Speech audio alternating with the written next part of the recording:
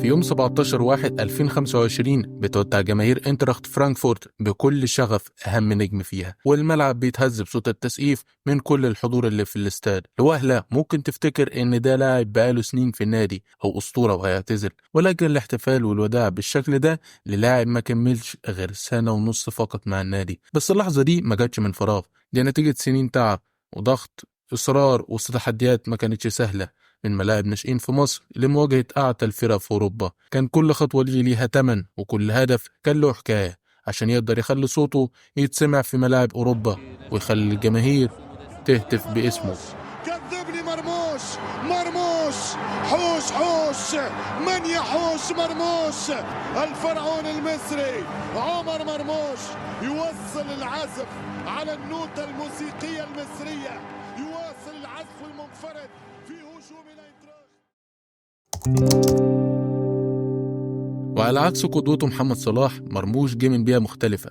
عمر مرموش اتولد يوم 7 فبراير 1999 في مدينة ميسيساجا في كندا. عيلة مصرية مهاجرة، والده كان مهندس ووالدته كانت مدرسة. كبر في بيئة عائلية مزيج بين الثقافة الكندية والمصرية، وده خلاه يعيش طفولة مختلفة شوية. من صغره كان باين عليه حب كرة القدم، وكان دايما بيلعب في الحدائق والملاعب الصغيرة، ودخل مدرسة خاصة بتشجع الرياضة، وهناك بدأ يظهر شغفه بكرة القدم. كان والديه دايما بيدعموه ويوفروا له كل اللي بيحتاجه علشان يطور من نفسه، سواء من خلال التدريب أو اللعب مع الفرق المحلية. لما العيلة رجعت لمصر كان لازم عمر يتأقلم مع الوضع الجديد، لكن شغفه بكرة القدم ساعده انه يدور على فرصة ينمي فيها موهبته، وفعلا انضم لأكاديمية وادي دجلة في مصر، واللي كانت من أهم الأكاديميات في مصر اللي بتصدر المواهب وقتها. وهناك عمر أظهر قدراته بشكل كبير وخطف أنظار المدربين بسرعة، وبقى واحد من أحسن المواهب في جيله، وبدأ يتدرب بشكل مكثف مع مدربيه واللي ساعدوه يتطور مهاراته الفنية والبدنية. وفعلا التدريب ده كان له تأثير كبير في إنه يبقى لاعب مميز وجاهز للخطوة الجاية في مشواره الكروي زي ما هنشوف. عمر مرموش لما انضم الناشئين وادي دجلة اتحول بسرعة لأنه يبقى نجم الفريق بفضل مهاراته الفردية وسرعته في الملعب. في الفترة دي المدربين كانوا شايفين فيه مستقبل كبير، وده خلى فريق مواليد 99 يتسمى باسمه بسبب تأثيره الكبير على الفريق، وده اللي طبعا كان مميز. وواحدة من أبرز لحظاته مع الناشئين كانت المباراة الشهيرة ضد الأهلي لما سجل هاتريك خرافي. المباراة دي كانت نقطة تحول في مسيرته، لأنه أثبت فيها إنه لاعب من طراز خاص. الهاتريك ده خلى الكل يتكلم عن عمر مرموش. اعمل ولد اقف يا معتصم، يلا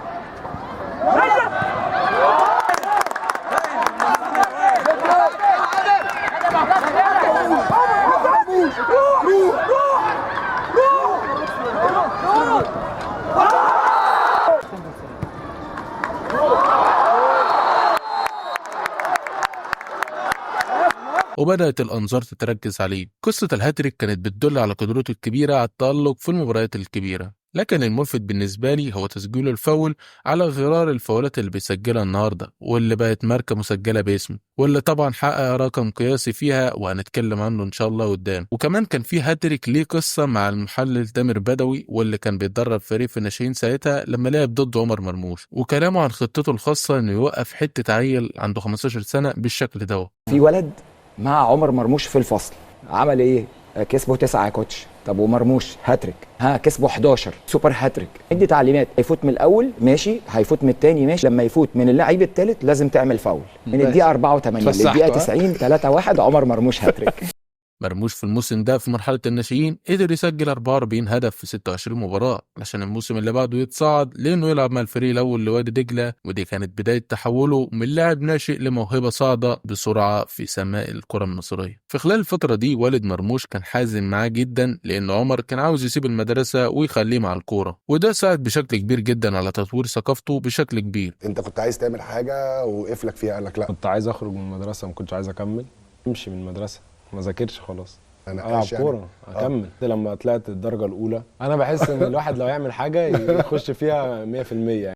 لأنه برضه في مدرسة خاصة، وده اللي ساهم في إنه يكون متحدث لبق عكس أغلب اللعيبة المصرية اللي بتسيب موضوع التعليم ده خالص. بدأ يجذب انتباه الأندية الأوروبية، وكان عنده عروض من أندية زي فولفسبورغ بروسيا دورتموند ومالاجا الاسباني. العروض دي كانت فرصه كبيره لاي لاعب شاب، وخصوصا لما يجي عرض من نادي بحجم دورتموند المعروف جدا بتطوير المواهب. لكن عمر كان عنده رؤيه مختلفه لمستقبله، بدل ما يختار الانتقال لدورتموند في سن صغير ويلاقي نفسه في منافسه قويه ممكن تاثر على التطور بتاعه، فقرر يروح لفريق الرديف لفولسبورغ. كان شايف ان الخطوه دي هتكون مناسبه اكتر لتطوره التدريجي وياخد فرصه اكبر للعب وانه يتعلم من دون ضغوط كبيره. في الوقت اللي مرموش كان بياخد قراره ده الاعلام ما كانش مركز عليه بشكل كبير، لان كل الانظار كانت على انتقال محمد صلاح لليفربول واللي خد كل الاضواء، وده خلى خبر انضمام مرموش لفولفسبورغ يمر بدون ضجه كبيره. الاختيار اللي عمله مرموش كان بيدل على نضج كبير في التفكير، لانه اختار انه يركز على التطور التدريجي بتاعه بدل من ان هو يتسرع في خطوته الكبيره الجايه، وده كان قرار ذكي ساعده فيما بعد انه يثبت نفسه ويبدا مشواره الاوروبي بهدوء وثبات. بداية عمر مرموش في الاحتراف مع فولسبورغ ما كانتش سهلة خالص. بعيد عن أهله وأصحابه واجه تحديات كبيرة في التأقلم مع الحياة الجديدة في ألمانيا، سواء على مستوى اللغة أو الثقافة أو حتى أسلوب اللعب المختلف. الفترات الأولى كانت صعبة جدا عليه لدرجة أنه كان بيفكر يرجع مصر، وبر بلحظات ضعف كان بيبكي فيها من شدة الضغط والغربة. أول سنة ونص لغة، أنت رايح بلد جديدة، أن أنت تعتمد على نفسك، رايح وأنت عندك 17 سنة تعيش لوحدك، أنت بعيد عن أهلك وأصحابك. كانت أصعب حاجة بالنسبة لي أن أنا أتأقلم على الجو هناك. الحمد لله بعد سنة وتعلمت اللغة، ودي فادتني كتير في الملعب وبره الملعب. في الوقت ده جاله عروض مغرية من أندية مصرية كبيرة زي بيراميدز مثلا بعروض مالية ضخمة، وكمان الأهلي اللي كان هيوفر له الشعبية الجبارة والفرصة كمان إنه يبقى نجم كبير في بلده. لكن رغم كل الإغراءات دي والديه كانوا مصممين إنه يكمل في أوروبا، كانوا بيقنعوه دايما إنه يواجه التحديات دي وإنها جزء من رحلته للنجاح. دعم والديه كان السبب الرئيسي في إنه يستمر، وده خلاه يتغلب على اللحظات الصعبة ويركز على هدفه الكبير وهو إنه يثبت نفسه كلاعب محترف في أوروبا. القرار ده كان نقطة فارقة في مشواره، ولكن الحياة لسه ما ابتسمتش.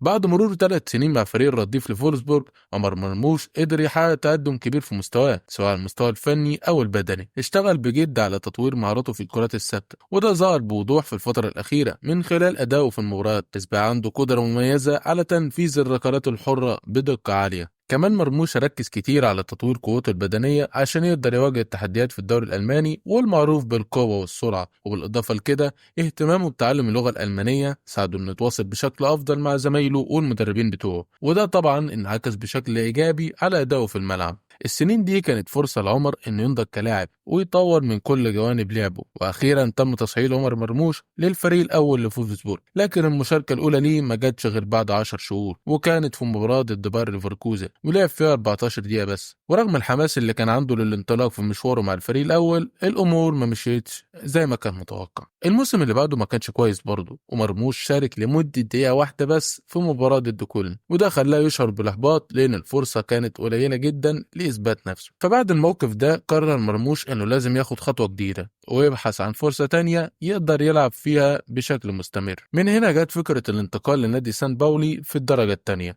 وده كان قرار شجاع منه علشان ياخد فرصة أكبر للعب وعلشان يثبت موهبته. انتقاله كان بمثابة بداية جديدة في مشواره الاحترافي، وكان عنده العزيمة إنه يثبت إنه يستحق مكانه في الملاعب الألمانية. انتقال عمر مرموش لنادي سان باولي ما كانش مجرد خطوة عشوائية، لكنه كان قرار مدروس بعناية. النادي كان معروف بتوجهه في تطوير اللاعبين الشباب ومنحهم الفرص الحقيقية للتألق. المدرب تيمو شولتز كان ليه دور كبير في جذب مرموش، لأنه من المدربين اللي بيؤمنوا بالشباب وبيعرفوا إزاي يطوروهم. شولتز كان دايما بيدي الفرص للاعيبة الشباب عشان يثبتوا نفسهم، وكان مهتم بتطويرهم مش بس في الملعب ولكن كمان على المستوى الشخصي والاحترافي. مرموش لعب في سان باولي البيئة المثالية اللي كان بيدور عليها، نادي بيدعم الشباب ومدرب عنده رؤية واضحة لتطوير اللعيبة. الانتقال ده كان خطوة ذكية لعمر، لأنه لقى المكان اللي يقدر ياخد فيه فرص حقيقية ويطور من نفسه تحت قيادة مدرب بيؤمن بقدراته، وده ساعده على إنه يثبت نفسه بشكل سريع مع الفريق، لأنه بالفعل مع مرور الوقت بدأ يثبت رجله في التشكيل الأساسي وقدر يخلص موسمه ب10 مساهمات. وبعد فترة إعارة ناجحة وتألقه مع سان باولي رجع مرموش لنادي فولفسبورغ وهو مليان طموح وأمل في إنه ينضم للمنتخب المصري الأولمبي واللي هيشارك في الأولمبيات الجاية في طوكيو. ولكنه اتفاجئ بقرار المدرب شوقي غريب اللي ما استدعوش للقائمة وفضل عليه لعيبه زي ناصر منسي وصلاح محسن،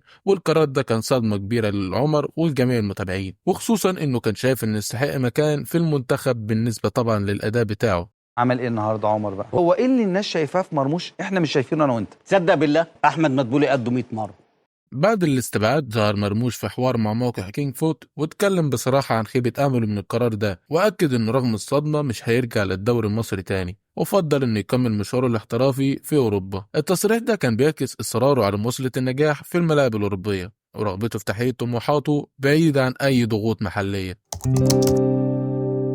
مع بداية موسم جديد مع فولسبورغ، مرموش لقى نفسه برضه مش بياخد الفرصة اللي كان بيتمناها في الفريق الأول، فقرر إنه يطلع إعارة للمرة التانية، لكن المرة دي الواجهة كانت لنادي شتوتغارت. الانتقال لشتوتغارت اتضح إنه كان بعدين هيكون نقطة تحول كبيرة في مسيرته، فضلا عن إن شتوتغارت نادي مشهور بإخراجه المواهب كتير عنده زي بافارد للباير وكوبل لدورتموند وغيرهم كتير. يعني في شتوتغارت حصل عمر مرموش على فرصة حقيقية لإظهار إمكانياته. المدرب بليجرينو ماتزارو كان معروف بميزة مهمة، وهي اعتماده الدائم على اللعيبه الشباب ومنحهم الفرصه للتألق. كمان نادي شتوتغارت كان بيعاني من بعض المشاكل الماليه، واللي خلت الفريق يعتمد اكتر على العناصر الشابه علشان يعوض النقص في الصفوف بتاعته. الوضع ده كان بمثابة فرصة ذهبية لمرموش علشان يحجز مكان أساسي في الفريق بتاعه. ماتزارو وثق في قدرات مرموش ومنحه المساحة إنه يثبت نفسه، ومرموش استغل الفرصة دي بأفضل شكل ممكن. أخيرا المدرب ماتزارو قرر إنه يعتمد على مرموش في العمق بدل من على الطرف، وده كان تغيير كبير مقارنة بالفترة بتاعته مع فولفسبورغ. مرموش أظهر إمكانيات بشكل أكبر وبدأ يلفت الإنظار بأداء مميز. تألق مرموش مع شتوتغارت أثمر عن فوزه بجائزة أفضل لاعب صاعد في الدوري الألماني مرتين في شهرين سبتمبر ومارس. الجوائز دي كانت دليل على التطور الكبير اللي حققه في فترة قصيرة، وأكدت إنه موهبة صاعدة بقوة في الكرة الأوروبية وقادر على تقديم مستويات مميزة في مراكز مختلفة داخل الملعب. وأخيرا بعد مشوار مليء بالتحديات تم استدعاء عمر مرموش لمنتخب مصر، ونجح في تسجيل أول أهداف الدولية في مباراة ضد المنتخب الليبي. داخل يسيبها للسولية، أرضية حلو، يلا مرموش يلا مرموش، ومرموش هوبا، الله الله الله الله الله الله الله. الهدف ده كان بداية تألقه على الساحة الدولية، وأثبت إنه إضافة قوية للمنتخب. وخلال نص موسم مع شتوتغارت مرموش ساهم في 8 أهداف ما بين تسجيل وصناعة، وكان يقدر يرفع حصيلته لولا مشاركته في كأس الأمم. البطولة دي كانت تحت قيادة المدرب كارلوس كيروش، واللي قدم مرموش بشكل مميز للشعب المصري وأعطى الفرصة في إنه يظهر إمكانياته على المستوى القاري والدولي. المشاركة دي أكدت مكانة مرموش كأحد المواهب الصاعدة في الكرة المصرية. وطبعا بعد ما رجع مع فولفسبورغ ما كانش راضي عن الوضع بتاعه مع الفريق، وصرح بوضوح انه عاوز يلعب بشكل اساسي يا اما هيمشي. رغم انه شارك في 36 مباراة الا ان الدنيا ما كانتش وردية، اغلب المباريات كان فيها احتياطي وكمان مش في مركزه الاساسي، لدرجة انه اضطر يلعب كوينج باك يمين دفاعي في بعض الاحيان. واحدة من اللحظات الصعبة كانت لما المدرب كوفاتش نزل مرموش كبديل في مباراة ضد بوخم، لكن بعدها طلعه بعد 19 دقيقة بس. الموقف ده كان إهانة كبيرة لمرموش، وخاصة إن المبرر كان إنه ما عرفش يدافع كويس. كوفاتش كمان انتقد مهاراته وقال إنه مش ميسي يعني، وده كان تصريح زاد من الضغط على مرموش وأثر استيائه من الطريقة اللي تم التعامل بيها معاه. بعد مشاورة مع وكيله أحمد عبدون قرر عمر مرموش الانتقال لنادي فرانكفورت. إنجازات النادي في آخر 10 سنين كانت عامل كبير في اتخاذ القرار، حيث نجح فرانكفورت في الفوز بلقب الدوري الأوروبي في 2022 وكأس ألمانيا في 2017، وحققوا مراكز كويسة في البوندسليغا، وده خلاه وجهة جذابة للعديد من اللعيبة. كمان النادي والمدرب توم مولر معروفين باهتمامهم الكبير بتطوير اللعيبه الشباب وبيبيعوهم باسعار كبيره. ومن ابرز الصفقات طبعا اللي ابرمها النادي في اخر 10 سنين كان بيع كولو مواني لباريس سان جيرمان ب 90 مليون يورو، لوكافيتش ريال مدريد بحوالي 60 مليون، سيباستيان هالر الاياكس بحوالي 50 مليون، وانت ريبيتش الميلان بحوالي 40 مليون. السياسة دي شجعت مرموش انه ياخد الخطوة، لانه عارف ان النادي عنده رؤية واضحة لتطوير اللعيبة وزيادة قيمتهم التسويقية. توم مولر طلب ضم مرموش بالاسم علشان يكون جزء من الفريق ويعوض رحيل كولو مواني. المدرب كان شايف في مرموش القدرة على سد الفجوة اللي تركها كولو، ودي كانت بداية جديدة لعمر في بيئة مشجعة وملهمة للنجاح. أخيرا المدرب اعتمد على عمر مرموش كمهاجم تاني أو جناح داخلي يتحرك من الخط للعمق،